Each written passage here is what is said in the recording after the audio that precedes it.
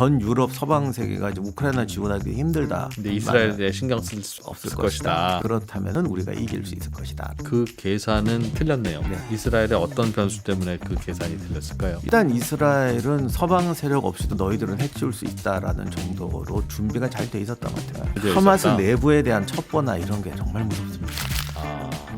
네, 말씀드린 대로 최근 중동에서는 이스라엘과 팔레스타인의 대표 집단인 하마스 사이에 전쟁이 계속되고 있고 이게 다양한 영향을 많이 미치고 있습니다. 국제 유가에도 계속 변수가 되고 있고요. 그래서 앞으로의 상황, 현재에 어떤 쟁점이 있는지를 좀 짚어보는 게 필요할 텐데 전쟁사를 연구하는 역사학자시죠. 임용환 박사 모셨습니다. 어서 오세요. 네, 안녕하세요. 예, 최근 뉴스는 이 상황과 관련한 최근 뉴스는 이스라엘에서 대규모 반정부 시위가 오랜만에 벌어졌다. 그러니까 하마스와 충돌 과정에서 발생했던 이스라엘 인질이 한 100명 가까이 지금 하마스에 억류되어 있는 걸로 알려지는데 네, 그중에서 최근에 6명을 하마스가 총살한 걸로 네. 전해지면서 국민들은 하마스에 대한 규탄보다는 빨리 전쟁 끝내라는 요구인 것 같아요. 일단 이스라엘 내에서 어떤 이런 계기로 해서 이제 빨리 휴전을 하자라고 하는 것이 모든 사람이 그렇게 이제 생각하고 있는데 계기가 터져가지고 이것이 이제 불꽃이 확산된다면 휴전으로 가든지 예. 이스라엘이 좀 온건체으로 갈 수 있을 텐데 이게 원래 이스라엘 내에서도 강경파와 온건파가 나눠져 있단 말이에요. 그러니까 이스라엘이라는 나라에 대해서 우리가 잘못 알고 있는 게 이 나라는 원래 생길 때부터 다른 나라 같으면 벌써 내전이 12번도 더 났을 만큼 굉장히 이질적인 집단들이 모인 나라예요. 이스라엘 국민들 자체가 처음 생겼을 때부터요. 그러니까 이런 나라가 우리는 자꾸 유대인, 유대교 이러니까 막 이 사람들이 하나인 것처럼 생각하는데 사실은 전 세계에서 아주 이질적인 사람들이 모였기 때문에 이게 쉽지 않은 나라였습니다. 그런데 이제 아시다시피 중동에서 외부의 세력이 강하니까 단결을 해온 거거든요. 일단은 네. 근데 이게 지금까지 어떻게 안 터지고 버텨왔다가 이제 벌써 이제 세대가 지나가니까 이스라엘 내에서도 갈등이 좀 생기는 과정이었어요. 이번에 하마스와의 충돌로 인한 인질 문제도 서로 이스라엘 내부에서도 의견이 갈린다는 말씀이신 그렇죠. 거죠? 이 전쟁 나기 전부터 그게 이제 표면화되기 시작했죠. 지금까지 역사에 없던 그걸 보고 하마스가 또 강경하게 했던 것이고. 표면화됐다는 거는 그럼 하마스를 중심으로 한 팔레스타인 세력에 대해서 강경으로 할 그것도 거냐 강경론과 아니냐. 온건론이 많이 갈라졌고. 이스라엘 내부에서. 근데 원래 있었는데 지금까지는 그런 게 외부에 잘 드러나질 않았어요. 근데 이제 세대들이 바뀌니까 이스라엘도 이제 터트리는 거죠. 우리 이렇게 하자. 그걸 믿고 하마스가 강경했더니 단합도 봉합이 됐던 거고. 근데 또 이제 너무 이게 극단적으로 가니까 이제 다시 터져 나온 거죠. 그럼 이스라엘 내부에서도 빨리 휴전하자. 인질 찾아와야지 지금 왜 자꾸 전쟁하냐는 의견과 그렇죠. 이번 기회에 하마스를 완전히 없애버리지 않으면 우리는 계속 힘들 거야. 라는 뭐 그렇게까지 생각하는지는 모르겠지만 이 사건이 또 인질 살해이기 때문에 그리고 인질을 다 죽이겠다는 협박이기 때문에 이런 거에 대해서는 굴복할 수 없다는 생각을 하는 건 어느 나라에나 있습니다. 인질 살해이기 때문에라는 게 무슨 말씀이십니까? 하마스가 정부냐 테러 단체냐는 거 서로 싸우는 거죠. 그거야 뭐 논란이 있고요. 그런데 정부끼리 전쟁이라면 인질을 살해한다든가 포로를 살해한다든가 이런 짓은 못하죠. 그냥 서로 땅 뺏기 싸움을 하는 그렇죠. 것이지 너희들 네. 인질 죽일 거냐 살릴 거냐 네. 이런 얘기를 할 건 아니다. 그러니까 참 전쟁이라는 게 잔인해서 뭐 폭격으로 죽이고 죽다 보면 민간인을 죽이고 막 이런 일 생기는데 네. 그렇다고 해서 전투할 때 다리에다가 민간인 세워놓고 니들 여기 쳐들어오면 이 사람도 쏘겠다 이렇게 하면은 이게 이제 좀 전쟁 범죄처럼 되거든요. 근데 물론 우리가 논리적으로 따지면요, 아니 뭐 이렇게 죽여, 니네는 저렇게 죽이는데 우린 이렇게 죽이는 게 왜 나쁘냐, 되게 이렇게 말들 하죠.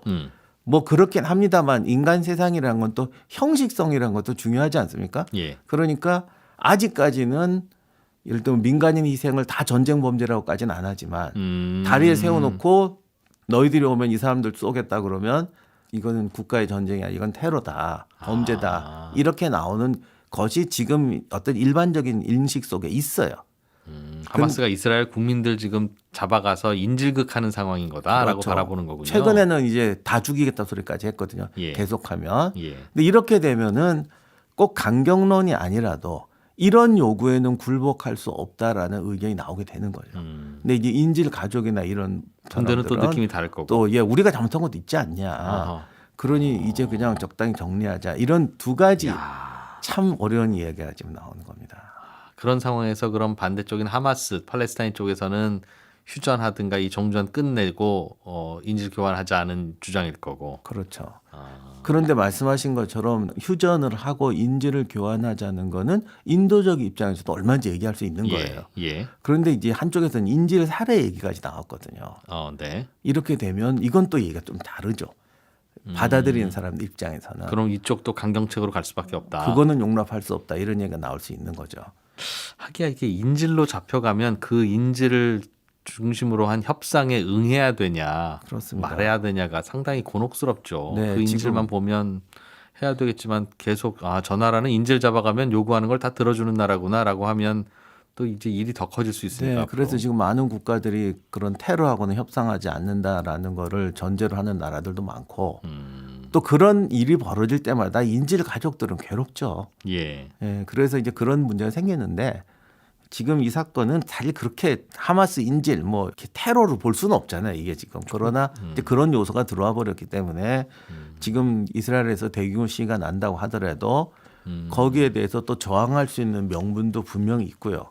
반대하는 분도 있을 수 네, 있고. 그리고 이미 그 갈등은 있던 게 지금 터져 나오는 단계니까 뭐 이스라엘의 변화라면 변하지만 이걸로 이스라엘 내부 여론이 대세가 이쪽으로 간다 이렇게 보기엔 좀 어렵습니다.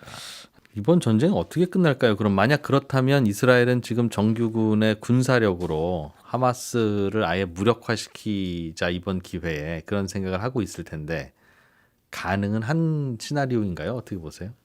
이건 제가 처음 전쟁 났을 때부터 그 얘기를 했는데 예를 들면 팔레스타인과 이스라엘 문제가 근본적으로 해결된다는 건 50년 내로도 어렵고요. 뭐 어떻게 방안을 내놓을 수도 없는 지금 상황이죠. 양쪽에 만족하거나 어렵죠. 타협적인 방안은 지금까지 시도를 했었어요. 그래도 좋을 때 했었는데 그게 역사적으로는 팔레스타인 땅에 이스라엘이 국가를 세우는 문제와 관련해서 네, 그렇게 돼서 같은 땅에 두 나라가 살려고 그렇습니다. 하니까 의자 네. 하나 놓고 두 사람이 네. 싸우는 거라. 네, 그래서 팔레스타인 자치정부를 세우고 이스라엘이 유화책을 좀 쓸 때도 있었죠. 근데 이게 또 하다 보니까 여기서 또 갈등이 나는 거예요. 그렇겠죠. 원래 네. 누구 땅이었냐부터 시작해서. 그러니까 지금은 양쪽이 마음에 드는 타협책을 누구도 내세울 수가 없습니다. 그러니까 어떻게 보면 싸우면서 예. 가다가 좀 해결되기를 바라는 이제 그런 건데 그게 참 어려워서 지금 하마스 이 가자 전쟁은 제가 볼 때는 1단계, 2단계로 좀 나눠서 얘기를 해야 되는데 이스라엘군이 어쨌든 무력으로 들어가서 하마스의 군사력 자체를 좀 와해시키는 여기까지는 뭐 했어요 이미. 그러나 그게 끝났다고 해서 2단계 처음엔 그 생각이었던 것 같은데 가자 지구에 좀 온건파 팔레스타인 정부가 정당을 수립되면 세우고 하마스를 뭐 다는 말살을 못하겠지만 뭐 강경파는 이거 좀 빼자. 이거까지는 했던 것 같은데 지금 그것도 당연히 안 되죠. 하마스를 감정적으로. 제거한다고 그래도 또 다른 강경파가 생길 수밖에 없어요. 그리고 팔레스타인 자치정부가 부패와 무능으로 국민들한테 신뢰를 잃은 상황이기 때문에 우리식으로 말하면 부패하고 무능한 정부가 친이스라엘까지 한다? 어렵죠. 이렇게 씌우면 더 어렵죠. 그럴 리가 없죠. 네, 그러니까 뭐 총성이 멎는 거는 어떤 형태로든지 가능할지도 모르겠습니다. 어떤 형태로 언젠간 하겠죠. 휴전도 하고 인질 휴전이든 교환도 종전이든. 네. 하겠습니다만 그 다음 단계는 문제는 이건 안 대책이 풀린다. 없습니다. 네. 이스라엘이 군사력으로 하마스를 아예 제압할 수는 없어요. 그러면 해결될 수도 있고. 하마스라는 간판은 내릴 수 있을지 모르겠지만 방금 말씀드린 것처럼 또 다른 하마스가 생기겠죠. 그러나 그들이 지금 이제 가자 지구는 이미 이제 하마스가 그동안 그 점령하면서 근거지로 삼았는데 이번 전쟁 내지는 이번 사건으로 이스라엘이 그 지역을 통제하기 시작하면 제2, 제3의 하마스가 생기더라도 근거지가 없어서 좀 불편하지 않겠습니까? 맞습니다. 그거 불편하고 할 텐데 그거는 다시 말하면 더 가혹한 탄압이 된다는 얘기죠. 하마스에 대한. 네, 지금까지 이스라엘이 뭐 한때는 24시간 드론이 떠 있다고 그랬잖아요. 예. 그러다가 뭐 발견하면 바로 살해하고 이런 상황까지도 초래하다가 지금 만약에 어느 정도 뭐 이스라엘이 정말 강경책이 성공해서 인질 꺼내고 하마스 지도부를 제거한다고 하더라도 여기를 그런 식으로 군사 통치처럼 한다 그러면 결국 가혹행위는 계속될 거고요. 국제 여론은 나빠지겠죠. 저항 독립운동 네. 계속 있어. 그러니까 뭐 당분간 일단 힘으로 누르면 당분간은 좀 조용해 보일 수도 있겠습니다만 강경파가 없어지지도 않을 거고 예, 예. 이스라엘의 또 그 어떤 살해 이런 것도 없어지지 않을 것이고 결국 사태는 또 악화될 수밖에 없습니다. 알겠습니다. 전쟁사 연구하시는 전문가시니까 이번 전쟁, 즉 하마스와 이스라엘의 전쟁을 보면 이번 전쟁을 보면 좀 달라진 그동안의 전쟁들보다는 좀 달라진 이스라엘이 잘한다든가 혹은 뭐 잘 못하고 있다든가 그런 면이 좀 있어요. 변화가 어떤 게 있겠습니까? 그러니까 여기 이스라엘이 처음 건국했을 때 1948년에 1차 중동 전쟁이 날 때는 영화 같은 데서 이제 이스라엘이 뭐 무기도 없고 막 이제 이런 장면을 많이 보여줬었죠. 그런데 뭐 그때 무기 좀 없고 그런 건 사실이지만 그거는 이스라엘이 군대를 만들고 전투를 경영하고 이런 능력이 없는 게 아니라 그야말로 사막에서 갑자기 세우다 보니까 이런 뭐 실탄이 부족했던 예. 상황이었지. 예. 이제 어떤 군대를 만들고 경영하는 이런 능력에서는 이미 압도적이었어요. 그래서 그 뒤로도 중동 국가들이 계속 내분이 많았잖아요. 그러다 보니까 이스라엘의 군사력은 거의 독보적인 상태로 커왔죠. 그 지역에서는. 네, 예. 그래서 뭐 사실 이스라엘 군사력이 얼마나 저 정도로 막강한 거냐는 건 조금 어폐가 있는 게 주변 국가들이 못한 것도 상대적으로 약간, 있습니다. 그래서 정확히 표현할 수는 없지만 그럼에도 불구하고 어쨌든 그 지역에서 이스라엘의 군사력은 이제 레벨이 달라요. 예. 무기 같은 거는 이집트나 시리아군도 좋은 무기를 쓴 적이 있었죠. 러시아나 중국제 가지고 오면서.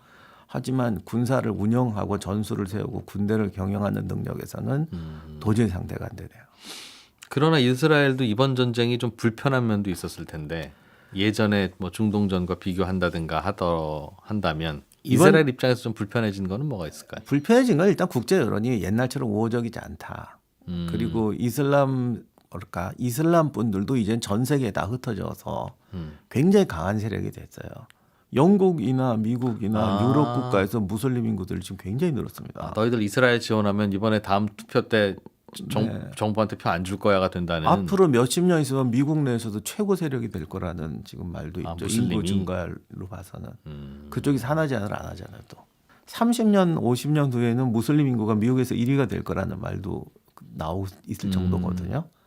그래서 실제로도 저희도 이번 사건과 관련해서 한 1, 20년 전만 해도 그래도 우리나라 여론은 친이스라엘 쪽에 가깝고 그걸 바라보는 시각 자체가 이제 이스라엘의 편에서 바라보는 중동을 이제 테러 집단으로 간주하고 그런 시각이 많았는데 반작용 같지는 않고 최근에는 이스라엘한테 항상 당하는 팔레스타인 마음을 좀 생각해 봐라. 그런 쪽의 해석도 상당히 많더군요, 정말. 네, 이제 많아졌습니다. 뭐 여러 가지 우리나라의 사회 경제적 변화도 있고 예. 어쨌든 인권 문제 같은 거에 대해서는 제가 봐도 저 어린 시절하고 지금하고 인식이 많이 바뀌었죠. 예. 굉장히 많이 바뀌었죠. 그러다 보니까 뭐 이런 이제 국제 여론에서 불리한 것도 있었고요. 그 다음에 이제 순 군사적으로 봤을 때는 뭐 저는 동의는 안 했지만 많은 분들이 이스라엘이 예비군 위주고 장기전을 하지 못할 것이다. 사실 이스라엘 역사에서 이렇게 오래 지금 전쟁한 적이 처음이에요. 예. 그러다 보니 이스라엘이 오래 버티지 못할 것이다. 라는 예상도 있었는데. 네, 그리고 이제 뭐 하마스가 준비를 잘해놓지 않았냐, 뭐 그런 얘기도 했었는데 뭐 적어도 군사적인 부분에서는 그런 이제 기대를 이스라엘군이 허물어뜨렸죠. 예상을. 네. 근데 그렇다면 지금 이제 하마스와의 마지막 전투가 계속 벌어지고 있는 것 같은데 그걸 그 지역을 빨리 장악하고 진압을 하면 휴전 협상이든 뭐든 인질 협상이든 편해질 것 같은데 마지막 단계를 못 하는 것 같아요. 이스라엘의 군사력이. 이제 그렇게 되면 이제 대량 민간인 학살이 나게 되고 실제로 뭐 다 빠져나가요. 정말 주동하는 하마스의 주동 세력들은 빠져나가죠. 그거를 잡으러 들어갔다가는 이제 왜냐하면 자꾸 압축되니까 하다 보니 네, 마지막에는 다 사람들이 밀도 민간인 있게 몰려 학살이 나게 있고. 되고요. 그렇죠. 그리고 참 이스라엘도 하마스를 없앤다 하지만 지금 뭐 이건 말이 안 되는 얘기입니다만 하마스 지도부 100명을 내일 동시에 해치울 수 있다 하더라도 만약 그렇게 됐다가는 정말 이제 인질은 누구하고 협상을 하냐고요. 그런 문제도 있습니다. 사실 이번에 6명 살해된 것도 끝나고 나니까 이제 하마스 쪽에서 너희들이 와서 이런 것이고 앞으로 우리 다 이렇게 계속하면 인질을 다 죽이겠다 이런 말을 했단 말이죠. 더 이상 우리 쪽으로 이제 진격하지 마라. 네. 그런데 음. 하마스도 사실 순수한 테러 단체는 아니란 말입니다. 이게 지금 뭐 이쪽에서는 테러 단체라고 하고 테러를 한다고 하더라도 그 정도까지는 아니었어요. 원래는. 그러다 보니까 자기들도 자기 포지션이 있거든요. 그래서 이런 말까지 하는 건 정말 하마스 극단으로 간 건데요. 물론 뭐 애초에 인질 잡아온 것부터도 그렇긴 좀, 합니다만 그런데 이런 경우도 있을 수가 있어요. 예를 들면 여기도 흩어놨어요. 그리고 전투가 계속되고 분노가 쌓이면 하부 조직도 말을 안 듣게 됩니다. 예. 그러니까 독단적으로 살해했을 수도 있죠. 그럼 하마스가 거기다 대고 원래 우리가 이럴 마음 아니었는데 중대장 애들이 그랬어. 이래 버리면 하마스는 우리는 이미 패망 직전이란 얘기를 하는 거예요. 그렇겠죠. 이제 내 손발도 내 말을 안 듣는다. 그러니까 본인도 그렇게 말을 못 해요. 그러니까 이 사건의 진실은 혹시 나중에 밝혀질 수도 있겠습니다만 어떤 하마스 내부에서도 강경파와 그랬을 수도 있습니다. 전시 중에 이쪽은 안 하려고 했는데 하부 조직이 살을 해버렸고 그랬을 때 하마스 중앙 조직은 아이고 우리 책임이 아닙니다. 이렇게 말할 수 없는 거예요. 그러니 이건 또 반대로 말하면 이스라엘이 하마스를 지금 완전히 제거할 수도 없는 거예요. 그런 구조군요. 그런 복잡한 지금 상황입니다. 그럼 이 전쟁은 당분간 계속 이런 상태로 유지될 수도 있겠네요. 네, 그러니까 이게 제일 잘못한 게 하마스의 테러도 충격적이었지만 그것도 전 잘못했다고 봐요. 선제 공격을 하마스가 했으니까. 그런 식으로 선제 공격까지야 또 워낙 지금 싸우고 있으니까. 근데 문제는 이걸 전쟁을 뭐든지 폭력을 시작할 때는 예. 이걸 어떻게 끝낼지에 대한 계산이 있어야 되는데 처음에 계산이 틀리더라도 계산이 올바로 된 것과 계산 자체가 뭔가 불순하거나 잘못된 거는 큰 차이가 있는데 지금 이게 둘 다 그런 상황입니다. 이스라엘의 잘못된 계산은 뭐고 하마스의 잘못된 계산은 뭐였을까요? 하마스는 이스라엘 내부가 분열되기 시작하면서 자기들이 이렇게 강경하게 나갔을 때 들어줄 거라고 생각했죠. 인질 잡고 가면 그냥 굴복해서 그럼 인질을 잡았을 때 하마스의 요구는 뭐였습니까? 팔레스타인 내에서 이제 그동안에 하마스에 대한 어떤 강경한 탄압 그리고 하마스는 어떤 강경한 모습을 보이면서 서한 지구에 있는 자치정부 세력을 누르고 싶었죠. 예. 왜냐하면 탄압을 받는 쪽에서는 강경론이 득세할 수밖에 없잖아요. 그렇겠죠. 그러니까 이 기회에 자기가 이제 가장 대표적인 세력으로 올라서면서 서한 지구에도 영향력을 확보하려고 그리고 이제 팔레스타인에게 역시 세게 나가고 니까 너희들이 잘하는구나 이런 말을 듣고 싶었던 거죠. 하마스 입장에서는. 네. 그리고 이스라엘이 협상할 거라고 생각했을 거예요. 왜냐하면 지금 국제 전쟁에서 러시아 우크라이나 전쟁 전 유럽 서방 세계가 이제 우크라이나 지원하기 힘들다. 근데 이스라엘에 신경 쓸 수 없을 것이다. 그리고 압력을 넣을 것이다. 그렇다면은 우리가 이길 수 있을 것이다라고 생각했겠죠. 그 계산은 틀렸네요. 네, 틀렸죠. 이스라엘의 어떤 변수 때문에 그 계산이 틀렸을까요? 일단 이스라엘은 서방 세력 없이도 너희들은 해치울 수 있다라는 정도로 준비가 잘 돼 있었던 것 같아요. 그러니까 이건 단순히 또 마음가짐, 난 너랑 타협 안 할래, 강경책으로 갈래 이게 아니라 준비도 잘 되어 있었다. 하마스 내부에 대한 첩보나 이런 게 정말 무섭습니다. 아, 말을 안 하죠 절대. 보니까 하마스의 정말 지하도로 설계도도 다 이스라엘이 갖고 있는 것 같더군요. 예, 그거 처음에 지하 터널 때문에 고생할 거라고 해서 전 절대 아니라고 그랬거든요. 예. 그리고 시가전이 힘들다 그러지만 그것도 얘들은 한다. 근데 그 준비가 다 돼 있잖아요. 그러니까 그런 게 무서운 거죠. 이스라엘 입장에서는 뭐가 좀 안 풀리는 게 지금 있다면 뭐겠습니까? 그럼? 처음부터 정치적 의도가 너무 많이 들어갔습니다. 그러니까 이스라엘도 내부에 지금 분열이 있다 보니까 권력 가진 사람들은 내부에 분열이 있을 때 이게 전쟁이라든가 이런 대외적 위기가 항상 내부를 단합시킬 수 있는 그런 조건이 되잖아요. 그리고 그 전에 네타냐후 정권에 대해서 이스라엘 역사상 전례 없던 시위까지도 벌어졌었고 거기 예비군이나 또 군 내부에서 의외로 많이 반발을 했어요. 언제요? 그 네타냐후의 그 지난 그 사법부 입법 개혁할 때요. 네타냐후가 그동안 국민들의 지지를 못 받고 좀 인기를 잃었던 때가 있었다는 거죠. 네, 이 전쟁이 시작되기 전에. 네, 그리고 이스라엘이 사법부 권력이 사실 좀 어떤 의미로 보면 유달리 세긴 하죠. 사법부가 정책 결정에 대해서 제동을 걸 수 있는 권력이 있어요. 이스라엘은 그렇다면서요? 네. 예. 근데 그거를 이제 뭐 네타냐후 입장은 다른 나라 중 이런 나라가 어딨냐 정상으로 가자 네. 이렇게 돼서 이제 그 개혁을 했던 것이죠. 그게 이제 네타냐후 입장에서는 권리의 균형이고 네. 국민들 입장에서 보면 네타냐후의 독주나 오버라고 볼 수 있었겠네요. 그 문제는 네타냐후 개인의 독주라기보다는 이스라엘이라는 나라가 원래 좀 굉장히 이질적인 집단이 모였다고 말씀드렸잖아요. 예. 그래서 이스라엘 내의 정치 구조가 좀 독특해요. 그래서 이스라엘이 조금 특이한 제도들과 관행 이런 게 있어요. 네. 그러니까 그때도 이제 뭐 어떤 분 사람들이 논쟁을 하면 아니 누가 봐도 이건 삼권 분립에 어긋나지 않냐. 네. 사법부가 저런 권력 가진 나라가 어딨냐. 이렇게 보면은 그 말이 맞아요, 사실은. 네. 그러나 이스라엘이라는 특수한 구조를 보면은 이스라엘 국민들 입장에서는 지금까지 이 사회를 끌고 왔던 균형점이 깨어지는 거거든요. 그럼 위험할 수 있는 거죠.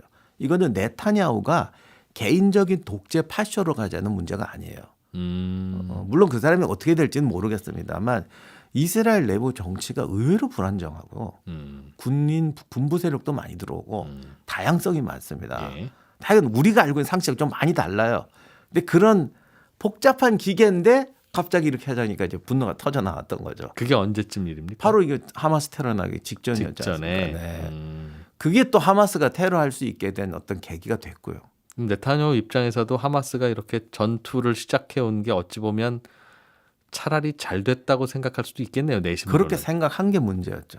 여기서 냉정하게 대처했어야 되는데 이건 내 위기를 극복할 수 있는 기회다. 예. 그때 딱 물렸으니까 이 사건이. 네. 그래서 초강경으로 나왔던 거죠. 협상 안 하고. 네. 근데 뭐 이스라엘 입장에서는 협상 안 한다는 부분까지는 그럴 수도 있어요. 이게 각자의 입장에서 보면 서로 분노가 쌓여 있고 인간은 다 자기 입장에서 보니까 우리 입장에서는 테러다. 뭐 이렇게 하면서 인질 협상 없다. 뭐 나가겠다. 이를 할 수도 있고 많은 나라들이 그렇게 하죠, 사실은. 예. 그런데 그렇다 하더라도 이 팔레스타인 문제, 중동 문제의 오랜 그 관계를 자신들이 안다면 그리고 이스라엘 내부에서도 팔레스타인에 대한 온건론들이 꽤 있습니다. 그런 것들이 지금 좀 너무 극단적으로 한쪽을 누르려고 나간 게 문제가 아니었나. 예. 예. 그러다 보니 결국 이스라엘이 이렇게 또 내부 분열이 생기고 하마스의 정말 고급 전략이라면 이렇게 돼서 이스라엘 내부를 아예 이제 갈라놓으면 장기적으로 봤을 때는 이스라엘도 분열한다. 네. 이제 그런 결과를 또 초래하고 있는 것도 사실이에요. 이러다 보니까 또 하마스 내에서도 우리 죽더라도 계속 강경하게 가자. 우리도 깨지고 저쪽도 깨진다. 뭐 이런 입장까지도 나올 수 있지 않나 싶습니다. 야, 생각보다 이게 복잡한 계산이 왔다 갔다 하네요. 네. 그냥 감정으로만 싸우는 줄 알았더니 전투 상황은 이스라엘의 예정대로는 가고 있습니까? 그렇죠. 하마스의 예정대로 또는 주변 국가의 예정과는 전혀 다르게 이스라엘이 뭔가를 많이 보여줬습니다. 이번 전쟁에서 네. 군사력으로만 보면 군사력으로만 보면 역시 공군은 무적이다라는 것도 한번 보여줬고 그 아이언돔이나 이런 거 운영하는데 사실 그게 제일 문제가 비용이 너무 많이 들거든요. 예. 그래서 이스라엘이 경제력이 버틸 수 있겠냐 생각도 많이 했는데 100만 원짜리 미사일 날라오면 1억짜리로 맞춰야 네. 되니까. 근데 지금까지도 굳건하게 쓰고 있고 그러니까 이 나라가 언제고 전쟁할 수 있다라는 것을 생각해서 주변국이 생각하는 것보다는 꽤 준비를 많이 해오고 있다는 걸 역시 보여줬죠. 예. 그리고 아까 말씀드린 지하도 문제라든가 특수부대 같은 것도 이스라엘 특수부대가 굉장히 많거든요. 정보 조직도 모사드라고만 알고 있는데 지금 이게 어떻게 하다가 모사드가 고유명사가 됐을 뿐이지 첩보 조직도 굉장히 많습니다. 그런데 그 부분에서는 이거 뭐 거의 압도적이구나라는 걸 이번에 보여줬습니다. 뭐 하나 떠오르는 신뢰가 있다면 어디에서 그걸 그렇게 명징하게 입증했을까요? 이번에 좀 뭐 두 가지 사건이 있었는데 하마스 예. 지도자들이나 그 레바논 헤즈볼라 쪽 지도자들 암살을 어마어마하게 했습니다. 한이의 사건은 빼더라도요. 예.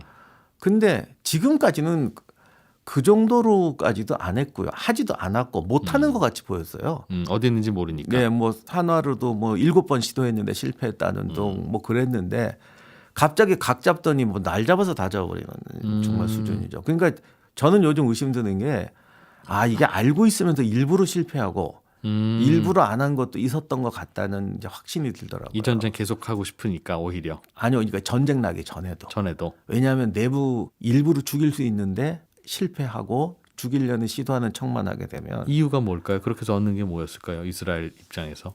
원래 이게 지금 헤즈볼라나 하마스가 우리가 생각하는 안정된 국가를 가지고 있지 않습니다. 그러다 보니까 정부라고 하더라도 어떤 독립운동 조직 같은 그런 비밀 조직 성향도 같이 가지고 있거든요. 그러다 보니까 내부 분파도 많고요. 그렇게 되면은 이제 스파이라든가 암살은 항상 내부 동조자가 있어야 됩니다. 파벌도 많고. 예. 그러면 꼭 이스라엘이 A파를 죽이는 게 아니죠. B파가 A파를 A파를 죽일 수도 제거하기 위해서 이스라엘이 협력할 수도 있거든요. 이스라엘이 누구를 암살하는 것보다 시도만 하면 의심이 생겨요. 원래 첩보 관리는 그렇게 합니다. 그렇게 되면 또 저쪽에서 정보를 줘요. 이 모든 것은 무조건 없애는 게 아니라 인형 이거 있잖아요. 야. 줄을 얼마나 많이 까느냐가 중요하죠. 건드리기만 하면 혹시 저거 이스라엘이 아니라 당신들이 그런 거 아니야라는 네. 내부 그리고 내란이 일어날 수 열악한 있다. 분들은 그렇게밖에 의심할 수가 없어요. 분명히 아는 거. 예를 들면 기자님하고 저하고 예. 아주 심오한 얘기를 했는데 예. 여기 무슨 도청 장치가 있어. 그거 누가 들었어요. PD님이 들었어요. 네. 근데 우리는 우리 둘만 알고 있는 줄 아는 거죠. 예. 근데 무슨 일이 생기면 당연히 저를 의심하시죠. 그러겠죠. 아는 게 너밖에 없지 않냐. 제가 무슨 말을 해도. 오히려 그렇게 해서 얻는 게 더 많을 수 그래서 있으니. 제가 두드려 맞으면 나 이제 저쪽 편 들래 하거나 야. 저쪽에다가 또 정보를 줄 수도 있잖아요. 이게 원래 첩보의 세계가 이렇습니다. 야, 머리 나쁘면 전쟁도 못 하겠네요. 손자병법에서도 이 첩보가 제일 중요하다고 했고 그리고 모든 첩보는 영화에서 보듯이 이렇게 들어가서 사진 찍고 네. 이러는 경우는 극히 드물고요. 다 이중 간첩이에요. 이중 간첩, 삼중 간첩. 내부에서 다 빼내는 겁니다. 그러면 그게 다 계산으로 빼내는 거거든요. 그러니까 이런 거에서는 이스라엘이 유리할 수밖에 없어요. 우리나라에 협조하는 저 간첩 같은 저 친구가 실제로는 우리나라에 협조하는 건지 아니면 저들의 전략으로 우리를 지금 떠보고 있는 건지 그조차도 알 수 없는. 원래 그게 다 그렇게 거래로 그냥 끊임없이 거래로 갑니다. 예를 들면 그러니까 나라가 분열돼 있으면 안 되는 게 A파에서는 정보를 주는 게 아니라 가짜 정보하고 진짜 정보를 섞어주는 거예요. 예. 내가 바라는 것만 해주면 돼요. 니네가. 그럼 이쪽에서는 또 그거를 막 계산을 하고 그 속에서 진짜를 뽑아내고 그걸 가지고 딴 사람으로 해서 또 다른 쪽 정보를 뽑아내고 이렇게 해서 수집하는 거거든요. 예. 이러다 보니까 계속적인 분열과 갈등을 일으켜야 되죠. 그런 거에는 가끔 드론이 오폭을 해버린다거나 네. 이런 게 제일 좋습니다. 그러면 이제 생각 바뀌거든요. 지금 지금까지는 이스라엘과 그 하마스 간의 전쟁 이야기를 좀 나눴는데 팔레스타인의 대표적인 저항 집단으로 꼽히는 하마스. 그러나 하마스 뒤에는 헤즈볼라라고 하는 좀 더 강한 집단이 있고 헤즈볼라 뒤에는 이란이라고 하는 좀 더 강한 집단이 있어서 사실상 이스라엘은 하마스하고만 싸우는 게 아니라 하마스, 헤즈볼라, 이란하고 싸우는 구도이다라는 정도는 이해를 하고 있어요. 네. 근데 이번에 그 이스라엘이 하마스의 지도자 하니에를 이란에 있었을 때 이란에서 그 이른바 사살을 했잖아요. 네. 그게 이제 이란의 신경을 건드렸을 텐데 그 이란은 보복을 잘 안 하고 잘 참고 있다는 거죠. 이건 어떻게 해석해야 되겠습니까? 일단 여기서 이제 중요한 게 말씀하신 것처럼 뒤에 있다라는 게 정말 큰 형님, 작은 형님 구조는 아니라는 거죠. 그러니까 서로 간의 이해관계는 다 달라요. 예. 다른 나라고. 그런 상태에서 전략적으로 도와주는 거죠. 그렇기 때문에 이게 거의 따로 노는 구조라고 보시면 되고 한국 전쟁 때 예를 들면 뭐 소련이 북한을 지원하고 미국이 한국을 지원했다 보다도 더 계산이 달라요? 계산이 달라요. 그럼 일단 이란 입장에서는 예. 보복을 한다고 하지만 이스라엘하고 전면전은 절대 못합니다. 지상군을 파견하려면 2,000km를 가야 하는데 2,000km를 가는다는 건 비용을 일단 감당할 수가 없어요.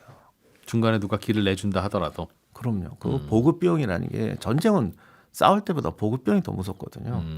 거기다가 중간에 지금 시리아도 뭐 별로 도와줄 수 있는 상황이 아니고 그다음에 제공권에 관해서는 뭐 이스라엘을 도저히 이길 수가 없는 상황입니다. 그럼 2,000km의 보급선을 이스라엘의 공군의 공격을 막으면서 유지할 수 있는 절대 못합니다. 잠깐 말씀하신 그 이스라엘의 훌륭하다는 그 제공권은 결국은 돈으로 만든 거예요? 그거는 꼭 돈이라기보다는 기술력 모든 게 다 합쳐진 거죠. 나머지는 뭐가 필요한 거예요, 그럼? 레이더라든가 장비도 운영하는 능력, 정보 능력, 그다음에 이제 전술 능력, 그다음에 또 하나가 역시 또 내부 첩보망이죠. 어떻게 가서 어떻게 폭탄 떨어뜨리고 올지 등등이 그런 뭐 소프트웨어가. 미사일 기지 이런 것은 예를 들면 미사일을 쓰기 위해서는 레이더를 써야 되는데 네.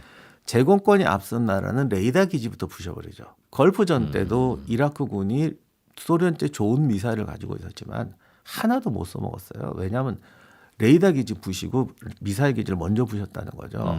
그럼 좀 이게 이상한 게 분명히 공군기 잡으려고 만들어놓은 레이더와 미사일 기지를 무슨 특공대가 가서 부시는 게 아니라 공기가 가서 부신단 말이에요. 이게 어떻게 되냐는 거죠. 재원상으로 그렇게 떨어지는 무기도 아닌데 네. 이런 게 이제 전략적 능력과 실력이에요. 첩보망 여러 가지 다 조합돼서. 무기 좋은 무기 있어도 비상벨 울리면 1분 만에 가서 쏴야 되는데 그게 5분 걸리고 10분 걸리면 무용지물 되는 그런 그런 얘기입니까? 거 비슷한 겁니다. 거기다 첩보망에다 어디 있는지 다 알고 이런 등등등등 하게 되니까 이제 실전에 써먹을 때 못 써먹게 되는 거고. 그다음에 이란 공군은 지금 주력계가 F4 팬텀하고 예. 탑건에 나왔던 옛날 비행기들. 옛날 톰캣이에요. 지금 같은 기종을 가지고 붙어도 이긴다는 거의 못 이기는데 뭐 거의 세대가 다른 전투기거든요. 그래서 이란은 쉽게 반격 내지는 보복 공격을 못 하고 있는 것 같다. 네, 그리고 이제 이란도 내부 문제도 복잡하고 지금 과연 이스라엘하고 전쟁을 일으켜서 이기기도 힘들고요. 예. 전쟁을 일으켰을 때 이란도 지금 내부 문제가 지금 뭐 지난번에 히잡 시위도 있고 지금 대통령도 최근에 바뀌고 네, 미국과도 지금 협상을 그러고 좀 해야 되는. 네, 그러니까 사실 이란이 헤즈볼라 지원하고 이스라엘 지원하는 거는 미국하고 협상이 제일 우선일 거예요. 특히 이번에 러시아 우크라이나 전쟁 이러면서 미국이 지금 더 이상 강경론으로 못 갈 거다라는 기대가 다 팽배했었잖아요. 네. 그러니까 이란은 이 기회에 미국의 제재를 좀 풀고 싶었겠죠.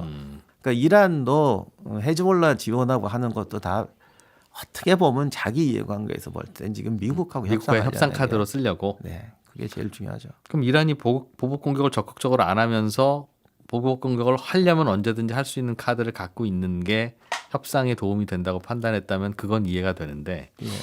그럼 이란을 자꾸 건드리는 이스라엘은 뭘 얻기 위해서 자꾸 건드리는 겁니까? 그러니까 일단 이란이 헤즈볼라나 이런 쪽에 지원은 해주고 있으니까 뭐 그런 문제도 있는 것 같고요. 그래서 이란이 또 물러난다 해야 헤즈볼라나 하마스도 이제 좀 협상에 응할 것이고. 이란이 당하고도 보복 공격을 참고 안 하고 못하는 상황이 벌어지면 그렇습니다. 하마스나 헤즈볼라도 이거 이란 형이 저게 적극적으로 못 도와주는 상황이구나라는 걸 알게 되어야 그렇습니다. 협상이 좀 더 원활해질 거다. 네.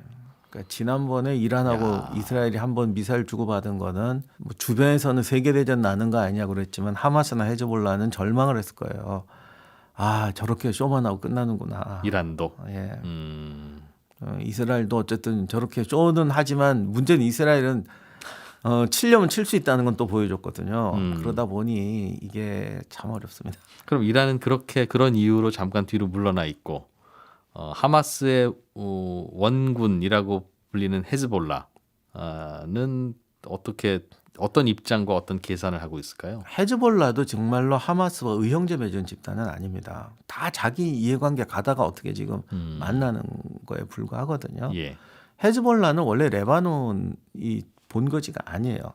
하나의 어떤 IRA 같이 막 이렇게 만들어졌다가 이게 레바논에 들어가서 군벌 집단이 돼버린 거였거든요. 그냥 레바논. 군사 조직 내지는 그냥 뭐 서방의 시각에서 보면 테러 집단인 네. 거예요. 국가가 아니라. 처음에는 국가는 아니었는데 지금은 레바논에 들어가서 정당 조직이 돼 버렸죠. 레바논의 한 세력이다. 네, 그렇게 돼서 지금 레바논에서 뭐 선거해서 정당 세력처럼 됐습니다. 헤즈볼라가. 네, 레바논은 지금 여러 군벌들이 통치하는 나라처럼 돼버렸거든요. 그 중에 하나가 헤즈볼라예요. 제일 그럼? 강력한 이제 세력이 됐고 정치로도 진출을 했죠. 근데 지금 그동안 레바논 내전 때문에 본토 세력들은 약해졌고 외부에서 들어온 헤즈볼라가 지금 제일 강한 세력이 됐죠. 한 48% 정도, 50% 지배라고 알고 있습니다. 알겠습니다. 그쪽의 이해관계는 어떤 거예요? 계산은? 헤즈볼라는 결국 이스라엘을 치면서 레바논 내에서 자기네 정당성을 올려갈 수가 있고요. 또 이란의 지원을 받으면서 결국 레바논을 차지해야 되잖아요, 자기들은. 근데 아직 반밖에 못 먹었으니까 그거를 차지하려면 무력 플러스 지지할 수 있는 명분이 필요한데 예. 이스라엘이 어떤 나쁜 행동은 헤즈볼라를 지지해 줄 수 있는 힘이 되고 이스라엘의 콧대를 꺾어주면 레바논도 이스라엘에 얼마나 오랫동안 많이 당했어요. 예. 그러니 그게 이제 지지로 올 수 있는 거죠. 쟤들이 원래 우리가 아니잖아. 딴 데서 온 애들이잖아. 그런데 우리가 못하던 걸 해주면 형님 이렇게 할 수 있는 거거든요.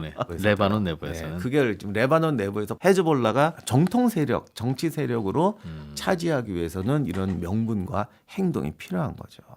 그거 하려고 하는데 그 헤즈볼라의 고민은 뭐예요? 생각보다 이스라엘이 군사적으로 만만치 않아서. 이스라엘을 좀 빨리빨리 양보해서 하마스나 헤즈볼라가 볼 때는 좀 이게 아름답게 끝났으면 봐라 내가 잘했지 않느냐. 헤즈볼라가 적당히 개입해서 이 사태를 이스라엘과 하마스의 충돌을 잘 마무리를 하면서 이스라엘이 양보를 끌어냈으면 헤즈볼라가 명분이 정말 명분과 명예가 올라갔겠죠. 네네. 그런데 이스라엘이 저렇게 더 세게 나가주니 헤즈볼라 입장에서는 지금 체면이 안 서는 상황이 됐고. 군사력으로 충돌하면 어떻습니까? 하마스와 이스라엘이 충돌하면 그거는 이스라엘의 군사력이 압도적이라고 말씀을 주셨는데 헤즈볼라도 군사력은 만만치 않다고 들어서요. 거기에 대해서는 이설이 있는데 저는 헤즈볼라가 이스라엘하고 싸워서 이길 수 있는 상황은 아니라고 봐요. 그리고 처음에 뭐 양면 공격 이런 얘기도 했죠. 헤즈볼라가 막 들어간다. 같이 하마스하고 협공을. 그런데 그거는 절대 아닌 것이 헤즈볼라가 이스라엘하고 싸워서 뭐 이긴다 진다라는 거는 이게 스포츠가 아니기 때문에 꼭 그렇게 말할 수는 없는데 지금 레바논에서 최대 군벌적인 지위에 있는 데 이스라엘과 싸워서 지상 병력을 소모해 버리면 그러면 자국에서도 위상이 자국에서도 지금 어떻게 나오겠습니까? 그러니까 헤즈볼라가 미사일을 쏘고 하는 것까지는 할 수 있지만 결국 국내에서는 지상 병력이잖아요. 그 나라를 통치하기 위해서는. 예. 근데 지상군이 소모가 되면 이제 골치 아파지는 거죠. 그래서 네, 그리고 이전에 헤즈볼라가 뭐 이스라엘을 한번 격퇴한 적이 있다고 그러지만 그때는 전면전 상황은 아니었고요. 만약에 이스라엘 지상군이 생각처럼 강력하게 지상 작전을 전개한다면 헤즈볼라는 전면전을 당해낼 능력은 없습니다. 레바논이라는 나라는 결국은 자기네 나라 잘 사는 게 목적일 텐데 모든 나라는 그럼에도 불구하고 자꾸 그 이스라엘과 하마스 사이의 갈등에 개입을 해서 뭔가 명분을 얻으려고 하는 것은 어떤 맥락에서 그렇습니까? 레바논은 그 1차 대전 끝났을 때가 독립할 때부터가 너무 많은 연립 정권이었어요. 거기가 원래 무역항이고 뭐 중동의 진주라고 하던 데다 보니 예. 살기 좋은 데고 하다 보고 또 이제 영국 프랑스하고도 교류도 많고 그러다 보니까 그냥 여러 집단들이 작은 나라에서 살던 곳이라 독립을 하다 보니까 헌법에서부터도 뭐 한 그때가 7개 세력인가 뭐 이런 식으로 돼가지고 예. 그러다가 이제 나중에 뭐 또 기독교파도 있고 이슬람파도 있고 하니까 레바논 내전이 오래 벌어졌었고요. 그래서 그러다가 뭐 이스라엘 지지하는 쪽도 있고 반대하는 쪽도 있고 그러니 또 이스라엘이 들어가서 개입하고 이러다가 결국 같이 약화되면서 헤즈볼라가 집권하는 상황이 돼버렸죠. 그러면 레바논에서 권력을 얻기 위해서는 이 대외 외교 관계에서 명분을 얻는 게 레바논 국민들의 지지를 얻는 그런 상황이라서 그렇게 돌아가는 거예요. 그래서 강경책을 쓰긴 하지만 그렇다고 해서 이스라엘이 정말 쳐들어오면 안 되는 거죠. 그러니까 처음에는 꼭 헤즈볼라가 이스라엘 칠 것처럼 얘기했었거든요. 그때는 이스라엘이 이게 지금 공경에 빠졌다고 생각했었으니까. 근데 하마스 전쟁을 너무 쉽게 끝내고 전쟁으로 봐서는 그리고 이란하고 다르고 여력이 막 있어 보이니까 지금은 거꾸로 이스라엘이 레바논 친다고 협박을 하고 있는 상황이고 헤즈볼라는 이제 지난번에도 왜 미사일 쏘더니 자기들이 먼저 됐다 우리 보복했다 이게 지상전 하지 말자는 얘기거든요. 그게 좀 궁금했어요. 레바논 국민들은 그럼 이슈가 경제 살려라 내지는 민주화하자 내지는 뭐 그런 게 아니라 아니 그것도 있죠 당연히. 사람 사는 데는 그 문제가 왜 없겠습니까?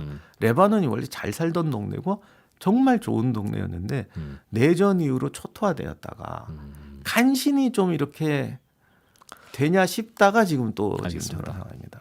지금 이스라엘과 하마스가 싸우고 있고 그 뒤에 헤즈볼라와 이란이 각자의 이해관계로 이제 하마스를 지원하고 있는 구도에서 오늘 설명을 들어보면 이란은 당분간 강한 개입은 안 할 것 같고 사정상 말씀하신 대로 헤즈볼라도 복잡한 계산이라 이거 적극적으로 하마스 도와주기는 쉽지 않은 상황인 것 같다고 정리를 한다면 이제 하마스 혼자 남은 건데 어떻게 될 걸 보십니까? 이스라엘은 강경 계속 뭐 진압 내지는 공격을 하는 것 같고 그럼 현실적으로는 어떻게 결국 될까요? 이렇게 되면 항복한다. 이미 하마스는 오랫동안 투정을 해온 집단이기 때문에 이렇게 되면 항복하거나 타협한다기보다는 방금 이번에 인질 살해론 같은 게 대표적인 경우인데 이제 더 극단적인 방법을 쓰게 되는 거죠. 예. 그 극단적인 방법이 어디까지 가다가 뭔가 어떻게 좀 해결이 될 텐데 하마스는 순교한다는 입장이 될 것 같아요.